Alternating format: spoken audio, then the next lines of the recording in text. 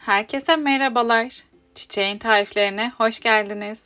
Bugün sizlerle biter bitmez yeniden yaptığım ailecek lezzetine hayran kaldığımız bir pasta tarifi olan İzmir'in meşhur kardelen tatlısı tarifini hazırlıyoruz. Bu nefis pasta tarifine geçmeden kanalıma abone olursanız çok sevinirim. İlk olarak tatlının pandispanyası için 3 büyük yumurtanın üzerinden 1 su bardağından 1 parmak eksik toz şekeri ekledim ve yumurtaların rengi iyice açılıp köpük köpük oluncaya kadar mikserle çırpıyorum. Yumurtaların rengi iyice açıldı, gördüğünüz gibi güzelce kıvamlandı. Şimdi sıra geldi diğer malzemelerini eklemeye. 1 su bardağı artı 2 yemek kaşığı un, 1 paket şekerli vanilin ve 1 paket hamur kabartma tozunu şimdi hepsini eleğin içerisine aldım ve elekten geçirerek yumurtalı karışımın üzerine ekliyorum. Kuru malzemeleri eleyerek yumurtanın içerisine ekledim ve şimdi spatula ile alttan üste karıştırma yöntemi ile sürekli katlaya katlaya pandispanya hamurunu hazırlıyoruz. Yumurtanın köpüğünün kabarıklığına sönmemesini istediğimiz için bu şekilde spatula ile karıştırarak hazırlıyoruz ve hep aynı yönde aynı şekilde katlayarak karıştırıyoruz. Gördüğünüz gibi artık pandispanya hamuru tamamen karıştı. Güzel kıvamlı bir hamur elde etmiş olduk. Şöyle yoğun kıvamlı gördüğünüz gibi.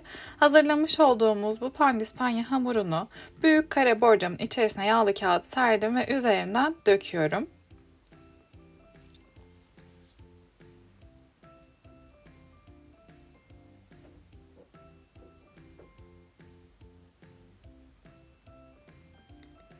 Şöyle kenarlara doğru yayarak düzeltiyorum.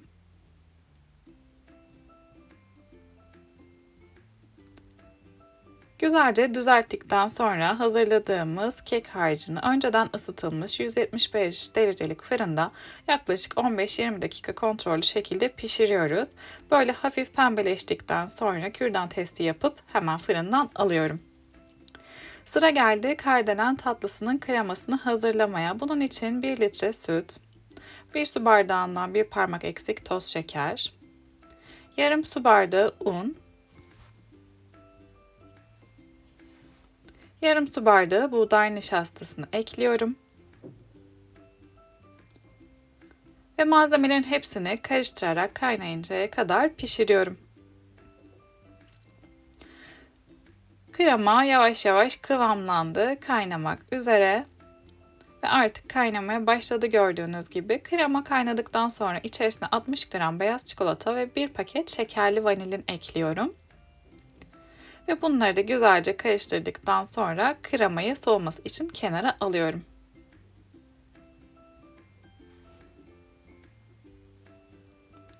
Soğuyan kremanın içerisine şimdi yarım paket süt kreması ekliyorum.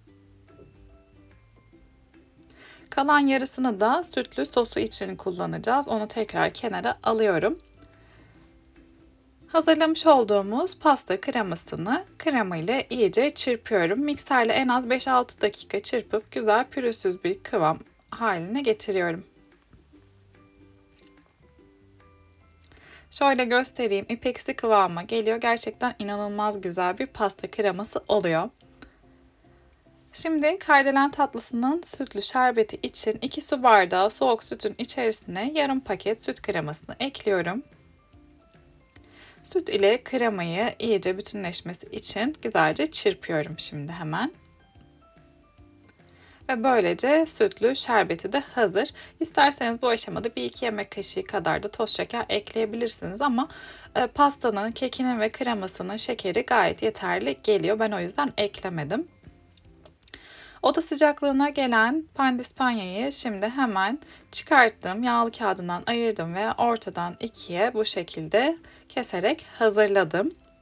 Pandispanyanın taban kısmını tekrar aynı borcamın içerisine yerleştiriyorum.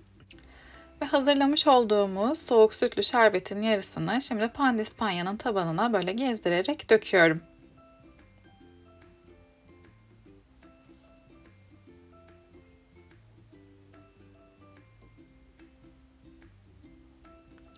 Şimdi sıra geldi kremasını eklemeye. Kremanın büyük çoğunluğunu pastanın arası için kullanıyorum. Bir kısmını da ayıracağım ve onu da pastanın üstüne kullanacağım. Kremayı şimdi hemen şöyle düzelterek güzelce yayıyorum. Gördüğünüz gibi çok güzel ipeksi dokulu bir krema gerçekten. Yemeğe doyamayacağınız bir pasta tarifi oluyor. Eğer sizler de böyle hafif tatlı tariflerini seviyorsanız, kolay pasta tarifleri seviyor ve borcam pastası tarifi arıyorsanız hazırlayabileceğiniz en lezzetli borcam pastası tarifi diyebilirim.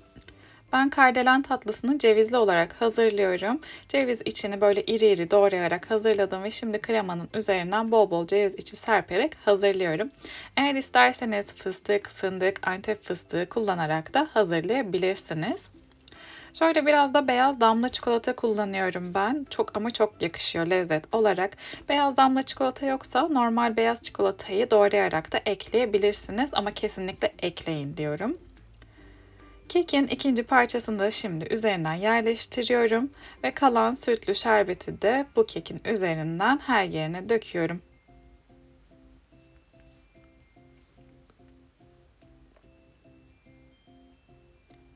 Kremadan az bir miktar ayırmıştık. Şimdi onu da pastanın üzerinden böyle ince olacak şekilde yayarak yerleştiriyorum. Çünkü kek hassas bir kek olduğu için böyle hani ortasına dökeyim kremayı sonrasında yayayım derseniz eğer alttaki kek nemli ve ıslak olduğu için parçalanıyor. O yüzden mümkün olduğunca böyle kremayı önceden yayın. Sonrasında üzerinden hafif dokunuşlarla düzeltin. Öyle çok daha güzel ve kolay olacaktır sizin için.